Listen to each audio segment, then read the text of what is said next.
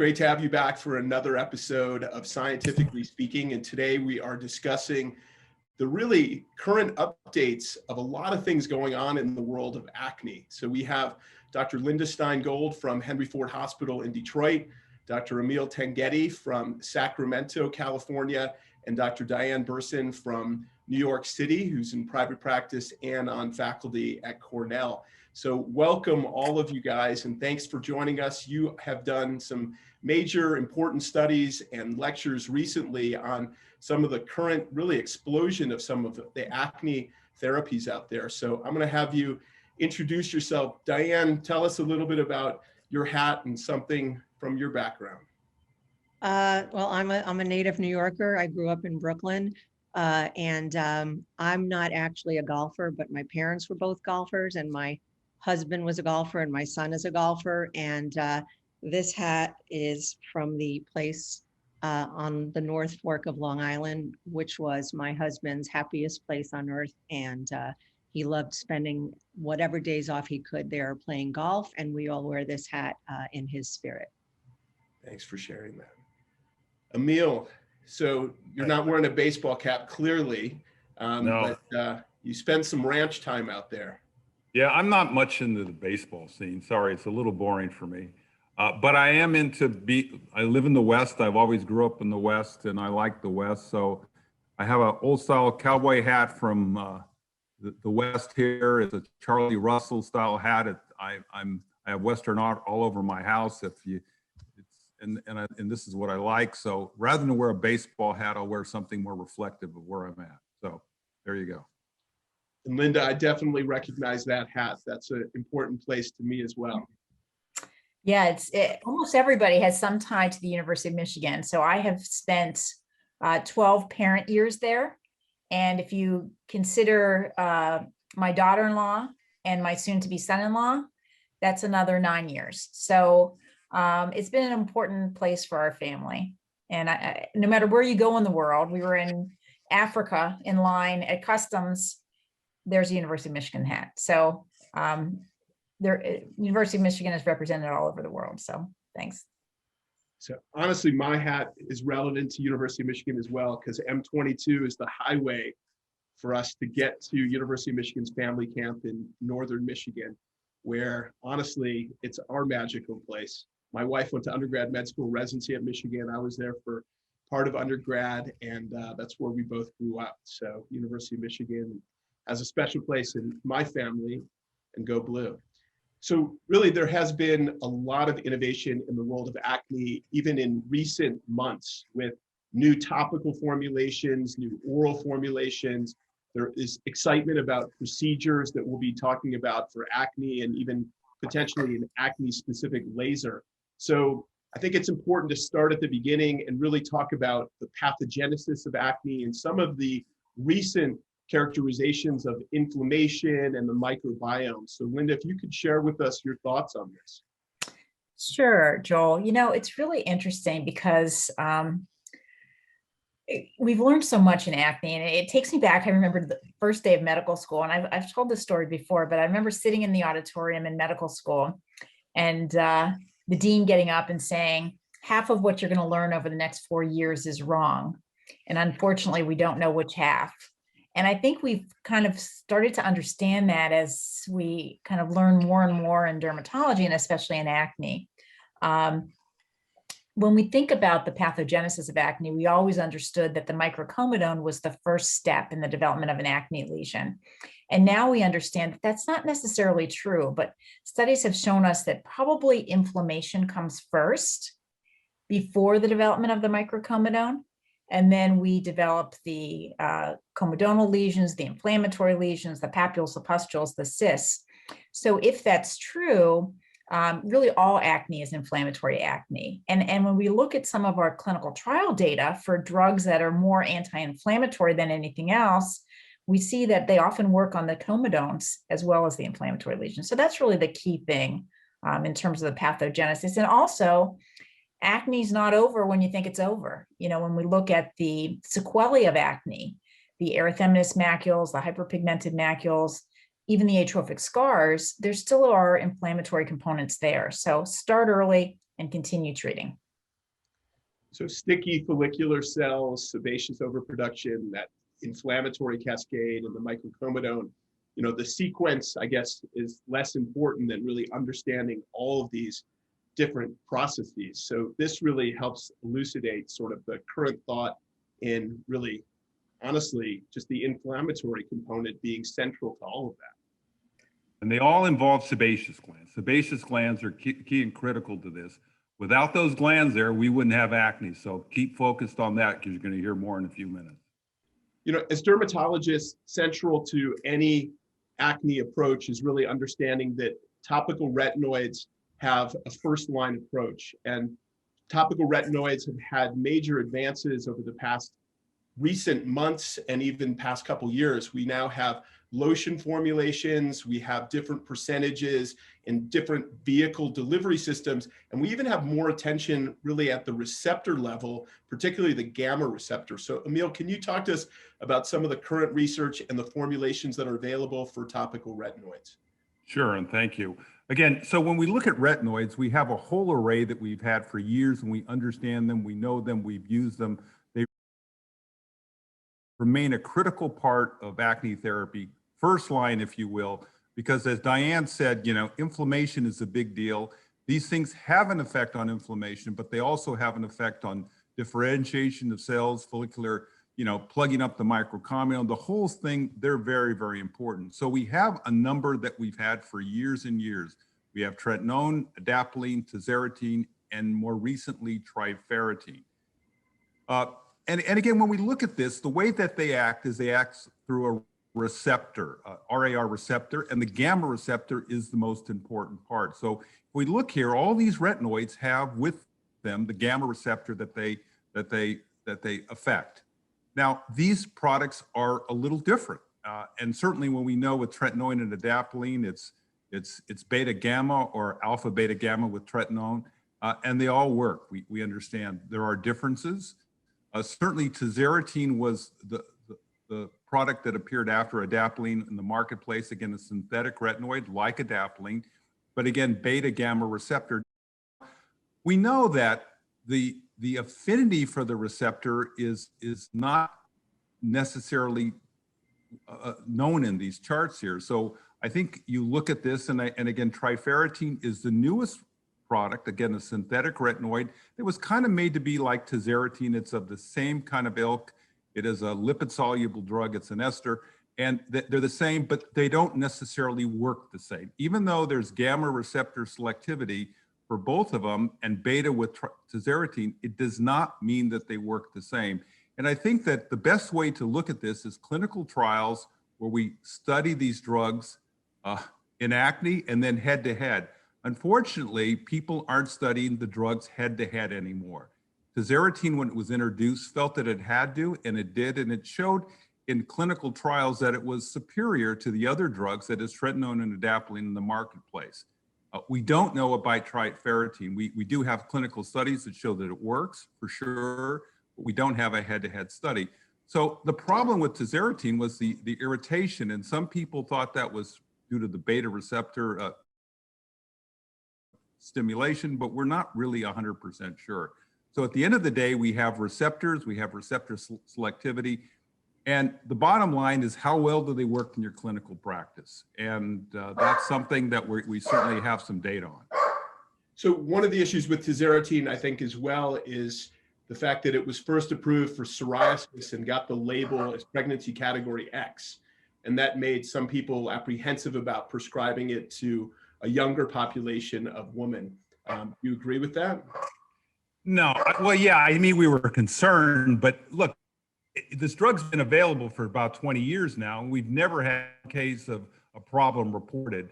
So while it is a theoretical issue, it has never proved to be a practical issue. Do we be careful? We're careful. We don't want people getting pregnant on these drugs. We have used them for years and years and haven't had that be a problem.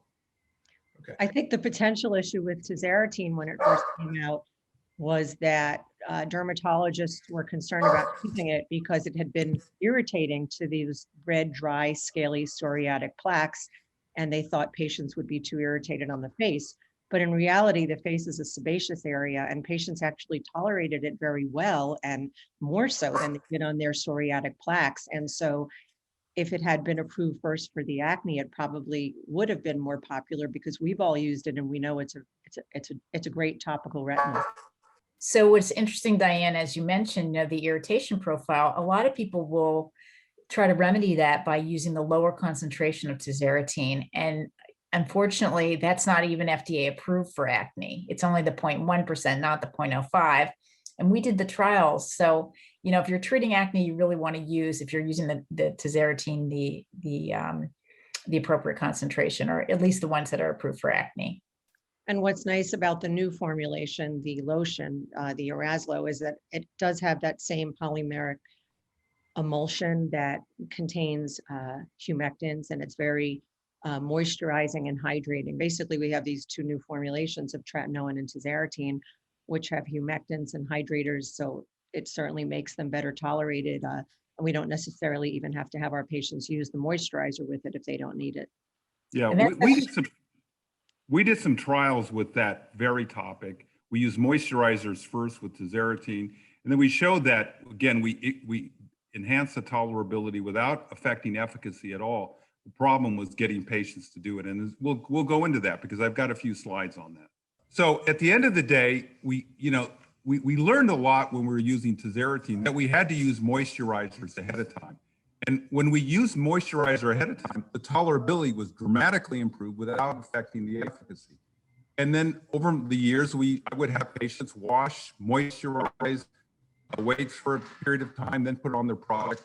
But again, it wasn't always reliable that would happen.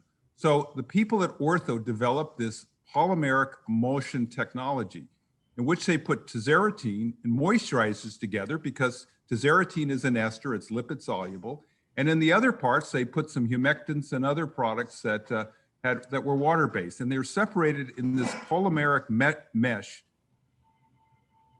Keeps these products separated in the tube. And when they're put on the skin, they basically dissolve and mix. And the beauty of this is they mix them all together. You don't have to put it on ahead of time, though I still do use moisturizer sometime ahead of time. But this way here, you get a reliable and a beautiful formulation in the sense that this really is spreadable. In fact, Zoe Drelos has done some studies looking at the spreadability of this compared to the other competitors in the marketplace. And this is really a very spreadable product that goes on, that does not feel greasy, but again, highly spreadable, highly efficacious. We use it on the face, but I've also, this is an FDA approved drug for acne, so it can be used on the chest, the back, anywhere. So again, nice. This is new technology, and this polymeric technology is also used in Diobri for psoriasis. In which case, with Diobri, it's tazarotene and helbetazole. So along the lines of new topical advances, there's really a whole new category of topical hormonal receptor activation. And Diane, I'm going to have you discuss with us really Cassiopeia's new formulation, Levy, and really how it works. Yes.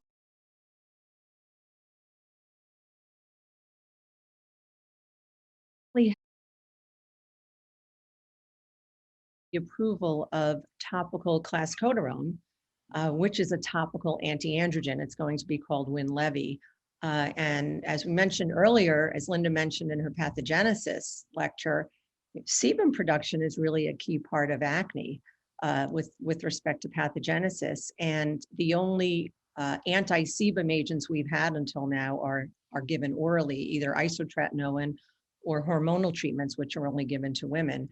But we now have this option of a topical anti-androgen, which can be used for women and men down to age 12. And clascoterone is basically a potent topical anti-androgen. It's a receptor blocker. It interacts with the receptors on both the sebaceous glands, actually also on the hair papilla cells. And it's basically competing with dihydrotestosterone. So it works in the similar way as spironolactone, but it's a topical agent. So it competes with the androgen receptor to displace dihydrotestosterone from binding. There's no inhibition of 5-alpha reductase, which means you don't have to worry about systemic side effects. And interestingly, it also inhibits cytokines. So it's anti-inflammatory as well as an agent that decreases sebum production. And in the studies, it actually had more of a potency than finasteride and flutamide, and it was actually equivalent to cyproterone acetate. And in the clinical trials, all of the endpoints were met. It's a safe agent. It's actually metabolized to something called cortexolone, which is an inactive metabolite. And again, there were no systemic side effects seen, so there was no evidence of any long-term issues such as adrenal suppression. So I think we're all really looking forward to having this agent. For a lot of our patients, especially the oilier patients who might make a lot of oil or sebum, certainly the women who may get premenstrual hormonal breakouts. And I think everyone's really looking forward to this becoming actually commercially available. You know, Diane, this is such an important point because, as you mentioned, this is the first time we can do this topically. And there's so much misinformation on the internet, like saying there's certain moisturizers that you have to use that will decrease your sebum production or your oil production. And that's just not true. We haven't been able to do it topically. So I think this is really, you know, offers a unique treatment option. You know, I did the trial with this, and I could never understand when we were doing the trial why they didn't study primarily women with adult acne. This is clearly the biggest market out there for acne. It is, if you look at most acne studies, most of them are women with adult acne. If you take the subgroup out, you look at the mean age, they're usually 19 to 20, and the predominance are often women with adult acne. And I don't know why. I hope they're able to tease the data out of there. My hunch is that it's going to be a much better drug for women with adult acne than any of the current products we have topically in the marketplace. Certainly Axone showed this. Axone certainly worked better in women than it did in men, and it worked better in the adult female.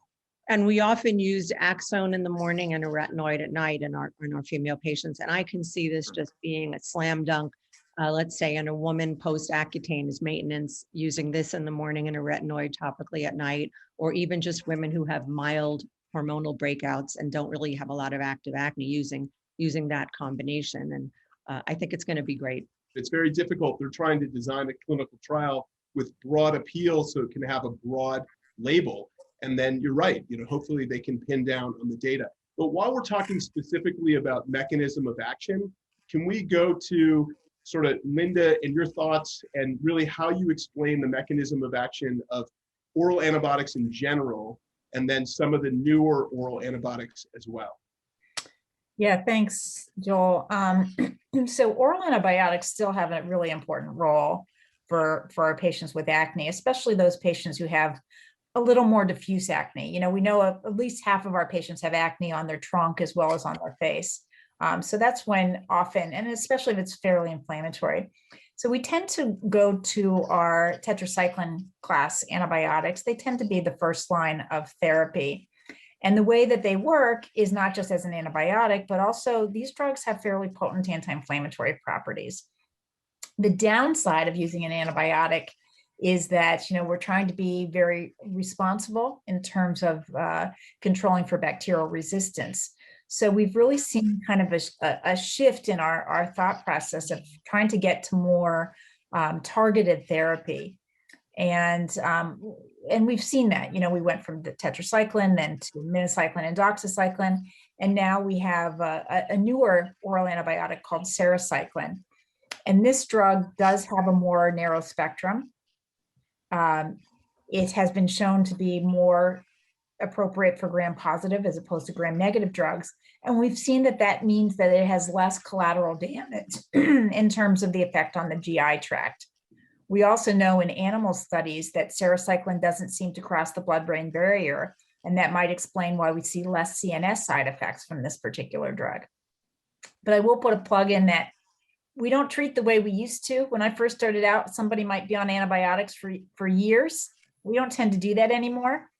It's really probably 3 to 6 months of a trial. And then if they're not doing well, they're going to have to go to something else like isotretinoin. You know, one thing I'd like to bring up, Joel, and I think it's really important, is minicycline, okay? And minicycline's been out for a long time, but I'd like to put a word of caution in the marketplace right now. You look at adult females or teenage females, any female on birth control and minocycline, be very careful. I've had a number of pseudotumor cerebri. They're all females on birth control, okay? Big problem. I've seen it occur, you know, quite a bit. And the issue here is I had one patient that was on it and was treated for chronic headaches by someone else, comes back to see me, had chronic, ended up having hydrocephalus due to the blood-brain barrier being inflamed. So again, I would be very careful about minocycline chronically because it leads to pigmentation, and chronically because of some of the effects with women on birth control pills could be a problem. I also had a patient recently, a teenage girl on minocycline who developed pseudotumor cerebri. Obviously, these are not common side effects, but something we need to be aware of and actually warn patients when they get severe headache. They didn't call me when she had headaches and vomiting and ended up in an ER. They didn't think of calling me, and of course it was the minocycline. And you have to remember, we now have a topical minocycline, Obviously, which makes sense, as you're alluding to, Diane, because we're putting a very large amount of minocycline on the skin. The systemic absorption is minimal, and we have very, very high concentrations, leads to a decreased risk of bacterial resistance. And we haven't seen minocycline hyperpigmentation, which was my number one question when we were doing the studies. Putting that amount of concentrated drug on the skin, we didn't see it. So that's good news. And you know, we can't use clindamycin and erythromycin alone topically. There's too much resistance. So the fact that we now have topical minocycline in this foam that's a triglyceride base and it gets into the sebaceous follicle, it's lipophilic, it all collects there. Minimal systemic absorption means we have a way to give our patients minocycline in the area where they need it and not worry about the systemic absorption and the potential for side effects or even resistance. But I'm worried that you're going to develop resistance. I cannot imagine putting a topical antibiotic on the skin and not developing bacterial resistance. I think this is a crazy idea, but that's just my opinion. But it's often going to be used in conjunction, let's say, with benzoyl peroxide at a different time, and then you can minimize the resistance. So let's look specifically at mechanism of action right now. And Diane, you know, for years you've been teaching all of us at meetings really about spironolactone and the potential benefit for people who and women that do take spironolactone as a substitute in many cases for antibiotics and as a long-term treatment for antibiotics. So can you walk us through spironolactone? Sure. I do love using spironolactone as a treatment modality for my young women, especially the women who get those premenstrual flares. Sometimes they're just mild. Sometimes it's just a few chin cysts or lower facial acne cysts. It could be anywhere on the face, but they are related to the cycle. And even if they're mild, they're still bothersome for these patients. Spironolactone is an inexpensive pill. It's very readily available. We don't have to go through a prior approval process. It doesn't cost a lot. It's very effective. Again, it's an anti-androgen. And I explained to the patient, I'm not giving you a hormone. I'm giving you a hormone blocker because a lot of patients don't want to be on a hormone. And we'll talk about the birth control pill, but the birth control pill is obviously a hormone. It's estrogen. And along with that goes the potential for side effects that some women get from being on estrogen. And so I explained that I'm not giving them a hormone. I'm giving them something that's going to block the androgen, which is the male-like hormone that's causing their oil production in acne.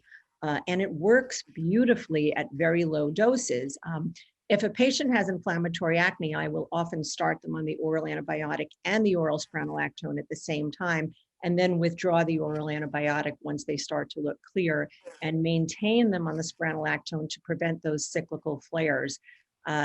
It does have a little bit of a diuretic side effect because at higher doses, it's a mineralocorticoid diuretic that's used for high blood pressure. So at the beginning, I do advise that they drink a little extra water and tell them if they get lightheaded to let me know. But other than that, I really don't see any other side effects. And the other thing is it does kick in sooner than the birth control pill. So when we give birth control pills for acne, it can take at least 3 cycles for it to kick in. And sometimes patients even get worse before they get better. But the spironolactone does kick in sooner. And another added benefit is the patients just notice that their face feels less oily, less shiny, even their scalps feel less oily.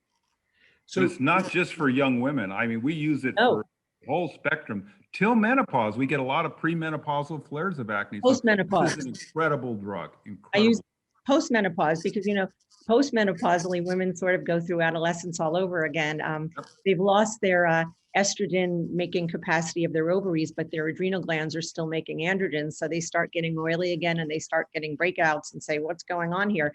And so spironolactone certainly is helpful for them. So really at any age group. And again, the nice thing is that we can start with a very low dose. We don't need super high doses. So just for mechanism of action standpoint, Emil, if you can touch on the mechanism of action for some of these combination products that have become very popular, Epiduo, et cetera, using a benzoyl peroxide and an antibiotic, or using a retinoid and an antibiotic, and in some cases, a benzoyl peroxide as well. And then also just sort of shed some light, we mentioned inflammatory acne. Can you shed some light on sort of the pathogenesis of how Accutane actually is working? Years ago, probably about 25 years ago, I was very concerned. What is the data for us to use combination products? So we actually studied a retinoid, which was tazarotene, and benzoyl peroxide clindamycin. It was Duoc in those days. And I could get no one to want to do the study except Allergan allowed to do it. So we used it with tazarotene. And we're anticipating we're going to see a big effect in inflammatory acne by combining the products. We wanted some data. So we studied this. We saw that it had an effect more on non-inflammatory or comedonal acne than it did inflammatory. It worked in both. It was significant, but much more profound. What we also found when we were using drugs in combination is the irritation profile from tazarotene was less than it was with tazarotene benzoyl peroxide. So again, we were using drugs in combination. We were using drugs with moisturizers, and we found that the glycerin and dimethicone, that is a hydrating agent and a occlusive agent, were the inactive excipients that made this work. And that's why I think the people at Ortho came up with their product that had all these mixed in this polymeric mix. Now, we have a number of products in the marketplace right now. We have tretinoin, clindamycin.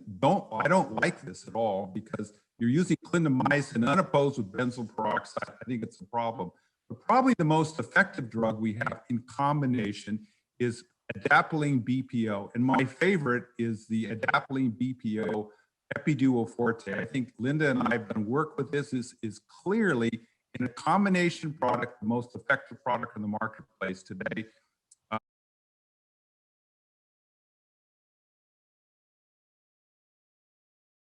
think Ortho is all known that Ortho is working on an adapalene BPO clindamycin combination it's in development right now. The data apparently is looking really good.